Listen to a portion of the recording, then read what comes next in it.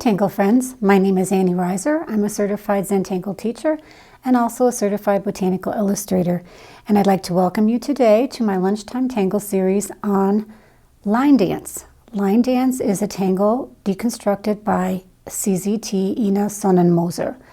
And I love it because it's got this beautiful organic look and it really shows off the beauty of the simplicity of the aura line. It's not a hard tangle to do. It can be put anywhere. And as you can see here, I just love that you can make a little kind of mysterious center where you can place other little tangles inside. I was asked to teach a little lunchtime tangle for the docents who volunteer at the Denver Botanic Gardens as a little bit of a reward for them. And they were also being lectured that day on fungi. And so I thought I would try to match up something that sort of reminded me of that. So I chose this pattern because look at it. It reminds me of those tree mushrooms that have all of that striation. And then also this little tangle I put in here, it's called Lichen. It's by Jennifer Hohensteiner.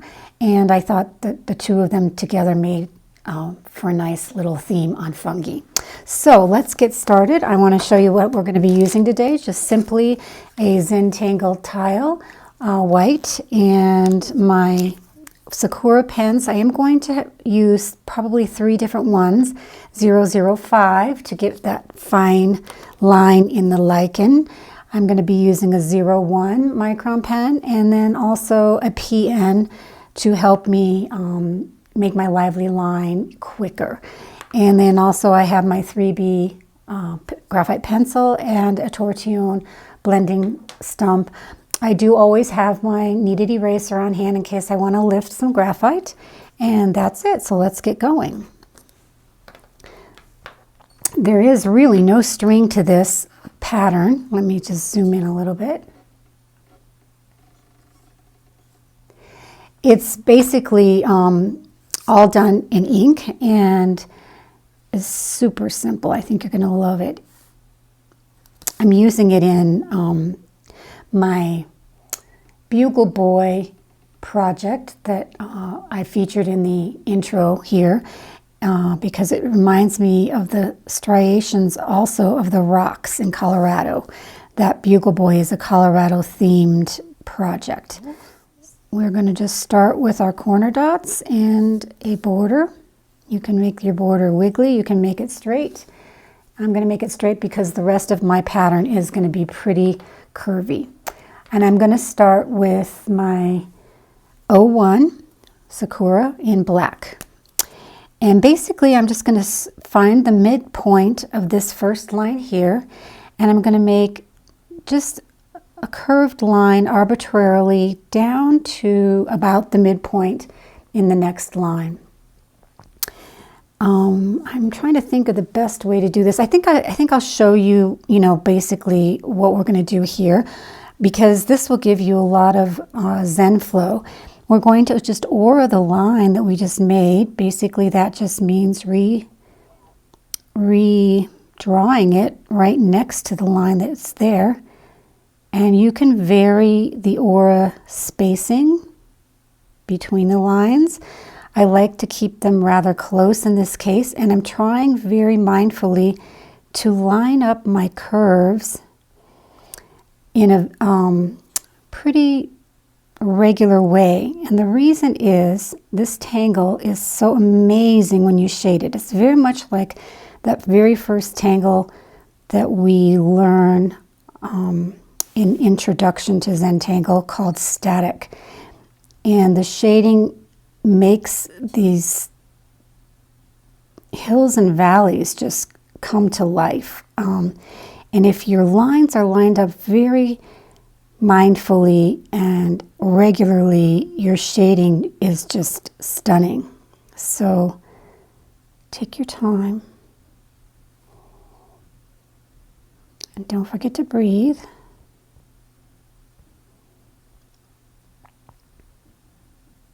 And enjoy the line.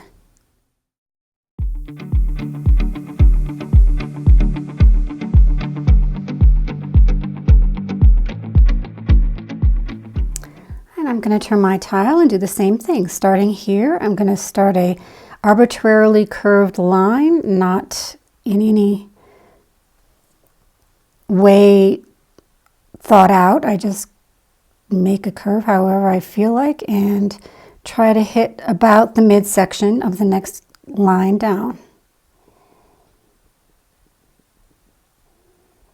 And we're going to dance with our line again.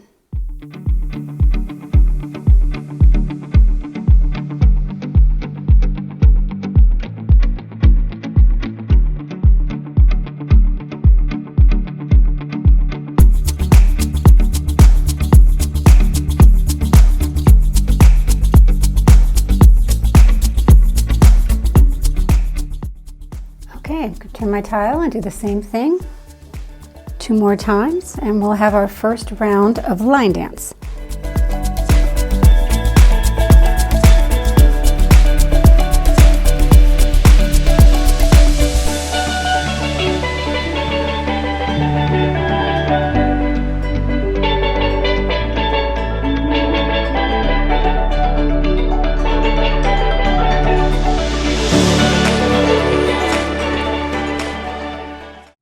Okay, so we've got the first set of line dance lines down, and now we're going to be using that unbelievably beautiful concept of overlap with the same exact pattern, same stroke, but we're just going to overlap. We're going to join like from half section here over to here. Same thing, let's just get this mapped out first. So again, I'm almost doing the same thing, going about midpoint of this section, waving my line and landing about midpoint here. And you don't have to go from midpoint to midpoint. You can alternate that, but this way it's a very simple way to learn the overlap concept. So let's start our dance again, and here we go. Just remember that when you are doing your aura lines, you've got a light touch on your pen so that your ink will flow freely. This is an awfully long line, so people tend to press hard, and you should really try to loosen up, loosen your shoulders, loosen your fingers, and just dance that line all the way down to the corner.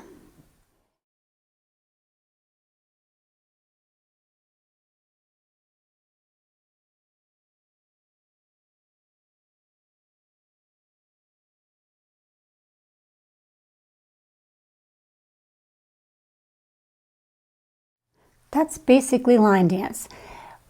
You can continue on layering as much as you want. This is just the basic concept. I'm going to continue with my inking one more layer. You can go all the way into the center until there's no room left, but I do want to leave a little bit of a center spot for that fun little pattern called Lichen. And I might not go from here to here, but rather just leave a little bit of extra space so that I have some room to add that branch.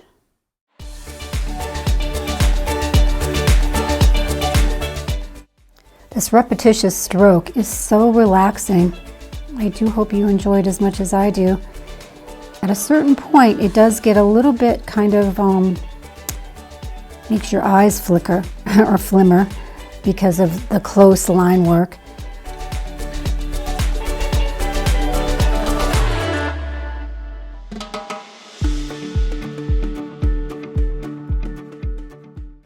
So using this little area that I sort of saved out here, I'm going to start my branch of Lichen. Lichen is this little tangle. Here's my tangle tag showing the step out. It's so simple that you really don't even need a step out for it. But it just basically starts off with like a chicken foot or a little branch, and you put inverted triangles on the tops of each of those little branches. And then you can branch out from that and make more and more until you get your space filled up. So I did want to show you too on my tangle tag. I have some notes for variations. It's a great tangle for a loose background. You can also do a fun little drop shadow to make it more interesting. It's such a beautiful organic tangle to use in a similar way as you do poke leaf and poke root, rixty, toodles, those kinds of leafy, viney tangles. It's a great one to loosen up the backgrounds, like I said, but it also covers a lot of area very quickly. And it's fun to use in bouquets, like make a whole Zentangle bouquet of flowers, and then you can add this as a little filler, sort of like baby's breath. So those are some of the possibilities, and I'm going to go ahead and just make it from this section.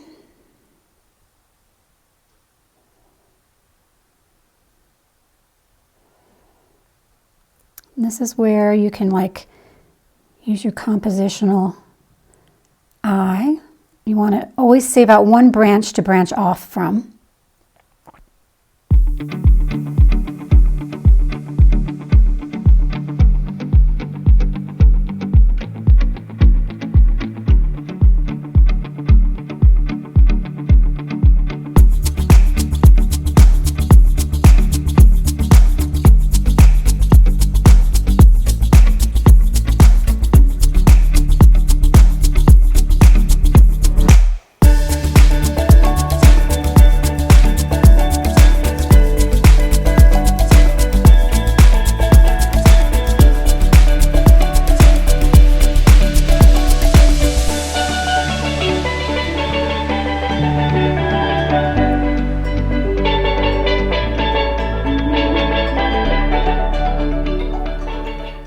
That's good enough, and if you want, you can leave these little triangles open. That makes it even more open and lacy, or you can fill them in. I'm going to go ahead and fill mine in because I kind of really want to use that drop shadow idea, and it shows up better if these are solid.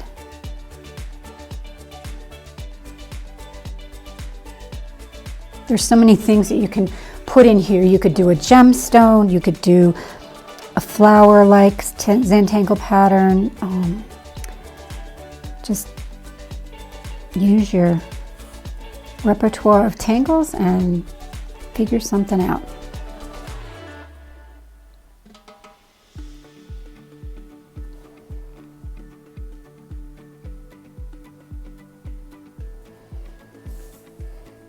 Okay, so that is pretty much all of the inking. Well, no, I take that back.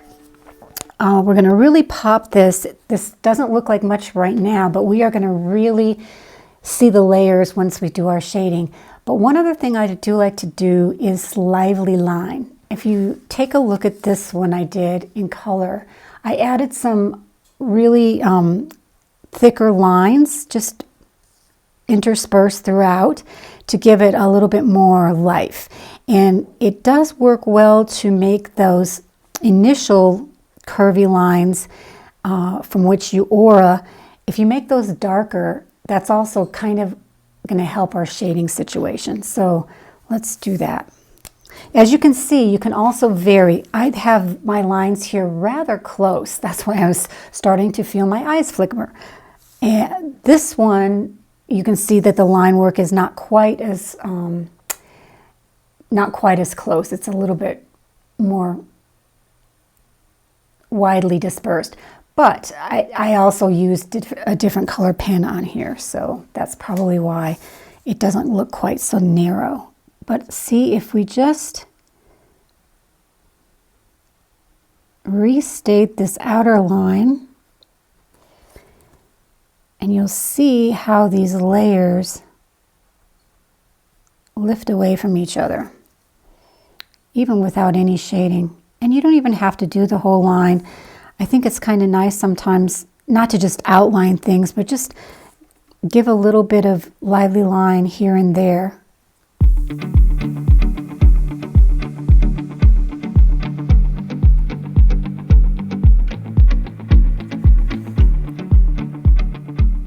You see how that's already becoming more easy to understand.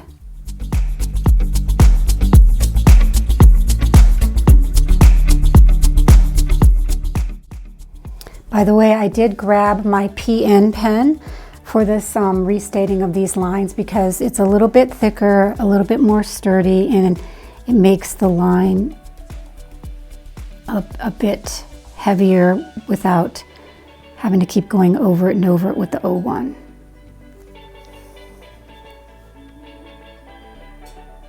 You could also do a few lines really close together and then add a little bit more space in your aura-ing so that you don't have like regular aura but more irregular.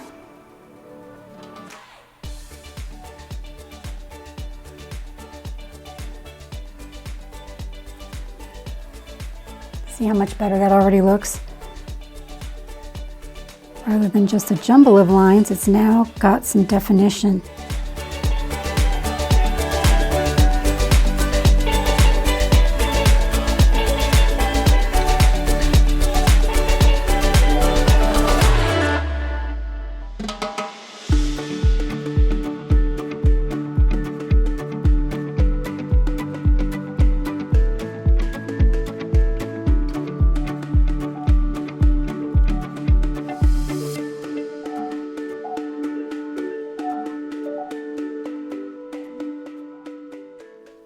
Okay, now comes the fun part. You all know me, I love to shade, and I think you can already sort of see exactly where we're going to be shading. I've lined my curves up pretty well so we can see the spot here that I'm going to want to shade. I'm just going to add some graphite where that line is visibly going curving so that we're making a hill and a valley. So we're going up the hill and down into the valley, and then back up the hill and back down into the valley. And then we'll just take our blending stump and blend that.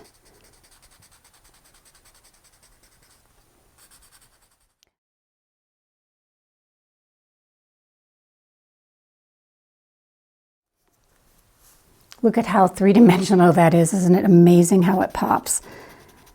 I'm just going to transition this a little better here.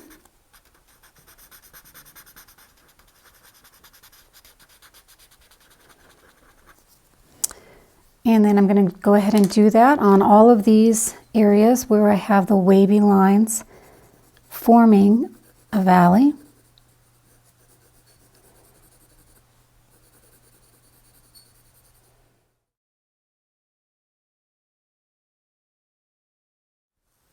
So I guess another way to put this, I am shading where we're creating like this dip, a U shape. And that's the part that would be in the valley, right? So that would be darker. As you come up the hill, the sunlight would hit the top of the hill and then it starts getting darker as you go back down. So always where there's that kind of U-shaped dip, like here's a U-shaped dip, I'm going to shade below that, drawing that line down.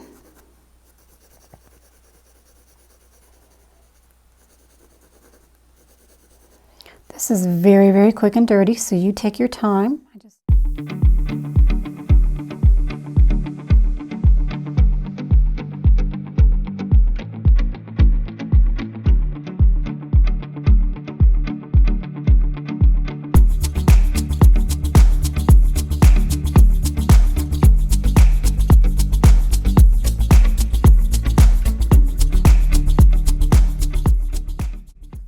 Remember, I am not pushing hard on my blending stump. It's very light pressure, just vigorous and usually an elliptical direction.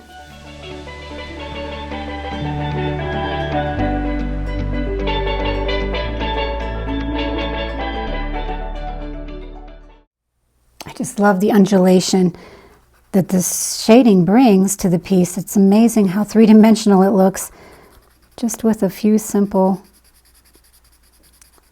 lines of graphite down the right place. And now we're not really quite finished yet either, because we do want to emphasize the overlapping lines, meaning, so this is our first laid down section.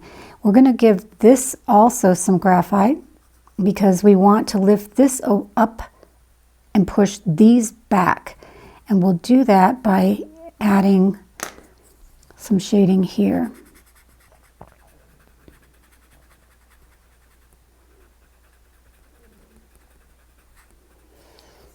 And we're going to do that all the way around, and then in the inside as well, where we keep adding our different layers.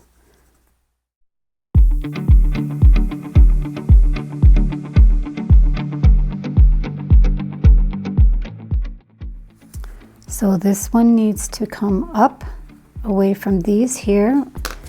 We're getting a lot of shading in here, and I'm going to show you that I'll need to lift a little bit.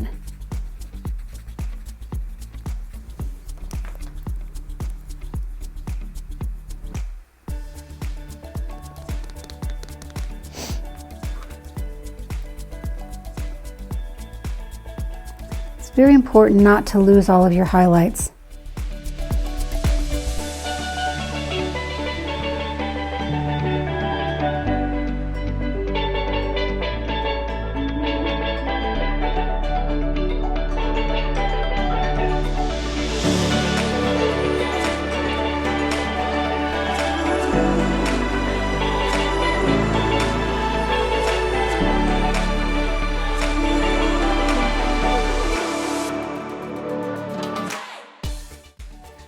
Take your time with the shading. This is what's going to make and break your piece. If you really take your time with it, you can end up with a stunning little piece of artwork. I think this needs a bit of an outline. I'm going to put a frame around here, and there's all kinds of fun things that you can do with your frame. Just going to do a simple one.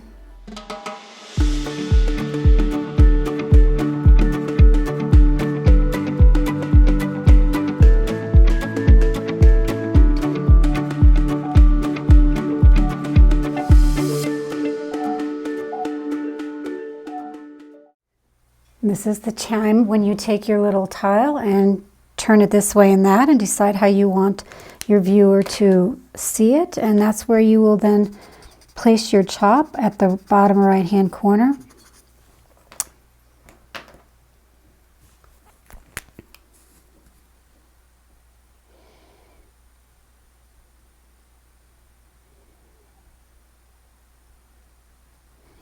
Turn it over and sign and date, and then you can also add the name of the tangle that you've just done. Today is, this is Line Dance.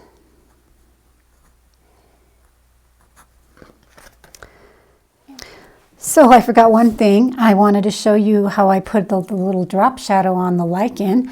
That will add a lot to this finishing touch. So I'm just take my graphite, and on the right side, we're going to pretend the light is coming from the upper left, and on the right side, we're going to just put faint graphite,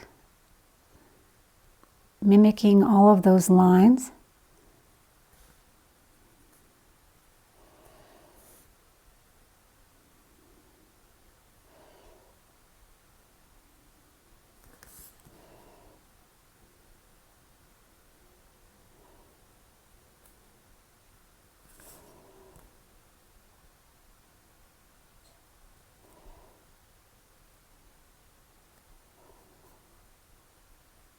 Very light. I guess here it would be probably, the drop shadow would be below the stem. This doesn't have to be botanically correct. This is just Zentangle, right? And then I'm going to blend it out a little bit, just so that it's not a harsh line. And don't worry if it gets a little dark. You can always go back in and lift with your kneaded eraser. Because we do want it to be quite subtle. Blending will definitely make it less subtle. I'm going to go in here and erase a little bit. Sometimes it's just, there's enough graphite on the end of your tortillon to do this. You maybe don't even need to lay down any graphite for it. And I'm going to go ahead and just lift a tiny bit.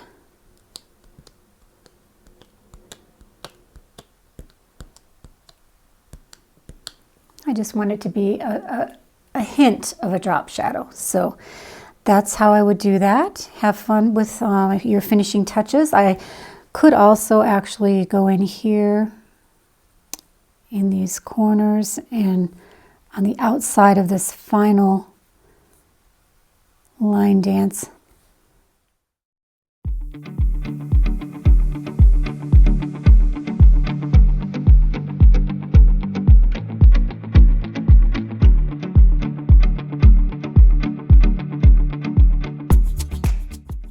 And just finesse it until you get that transition right.